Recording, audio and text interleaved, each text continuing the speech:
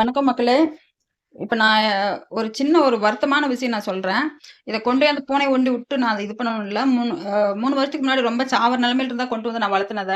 இன்னைக்கு அது ரொம்ப முடியல என்னால. அது எப்படி சொல்றதுன்னு எனக்கு தெரியல. அந்த கிராசிங் எஃபெக்ட் வந்து இப்ப குட்டி போட்டு அந்த குட்டிலாம் கொஞ்சம் பெருசாயிடுச்சா, உடனே அந்த கிராசிங் எஃபெக்ட் வந்து ரொம்ப கத்துது. பயங்கரமா கத்துது. டாக்டர் என்ன சொன்னாருன்னா, வெளிய விடாம வீட்டுக்குள்ளேயே வச்சிருங்க. ஒரு 2, 3 நாளைக்கு சரியா போயிரும் அப்டின்னாங்க. ஃபர்ஸ்ட் ஒரு பூனை அப்படித்தான் வச்சிருந்தேன். வெளிய விட மாட்டேன். அது அப்படியே ஒரு 3 வருஷம், 4 வருஷம் இறந்துருச்சு அது கொஞ்சம். ஃபுட் பாய்சன் ஆகி இறந்துருச்சு. இது வந்து இப்போ 1 வாரம் ஆகப்போகுது. 1 வாரமா என்ன பயங்கர டார்ச்சர். கத்துது, அங்க ஏசி மேல அங்க இறங்குது, எல்லாம் புடிச்சு கீழ தட்டி விடுது. என்னால சமாளிக்க முடியல. கொண்டு விட்டுறலாம்னு நினைச்சிட்டு இருந்தேன். இப்ப நான் கீழ குப்பை அதுக்காக போனேன். குப்பை அள்ளுறவங்க இருப்பாங்க. அவங்க தெரிஞ்சவங்க தான.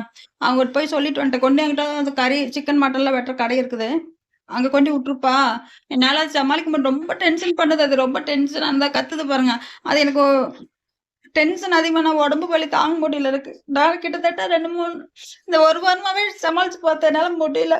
கடவுளே என்ன மன்னிச்சுக்கணும். நான் அதான் சொல்றேன். எந்த இதுக்குமே நான் வந்து இது மாதிரி பண்ண மாட்டேன். ஆனா இப்ப அந்த 4 குட்டி, இன்னொரு குட்டி மொத்தம் 6. அந்த பெரிய பொண்ண என்னால முடியல. பாமாவும் இருக்குது, கொடுக்க முடியல எனக்கு. ஆனா அது பண்ற டார்ச்சர் தாங்க முடியல என்னால. வீடு ஃபுல்லா இது பண்ணி வச்சுக்கிட்டு இருக்குது. என்ன பண்றதுன்னே தெரியல. எதாச்சும் கத்திக்கிட்டே இருக்குது. எனக்கு மன உளைச்சலாகி ரொம்ப வலிக்குது. கை, கால் உடம்பெல்லாம் வலிக்குது. வீக்னஸ் ஆயி போயிருச்சு உடம்பு.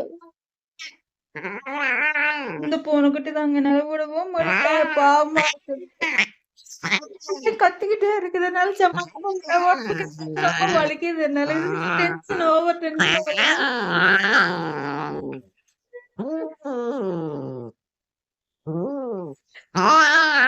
காலையில குளிச்சு விட்டு தண்ணி நிக்க மாட்டேன் பார்த்தா அதுக்கு நிக்கல. கத்திக்கிட்டே இருக்குது. என்னால முடியல.